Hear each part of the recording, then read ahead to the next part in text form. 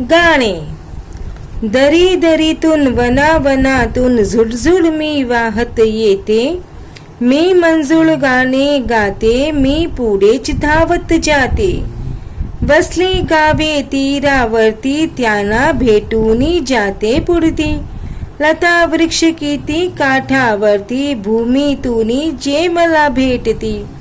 फुलवलेली मज सुमने देती, कुठे लव्हाळी खेळत बसती. कुठे आम्रतरू माझ्यावरती, शीतल आपुली छाया धरती.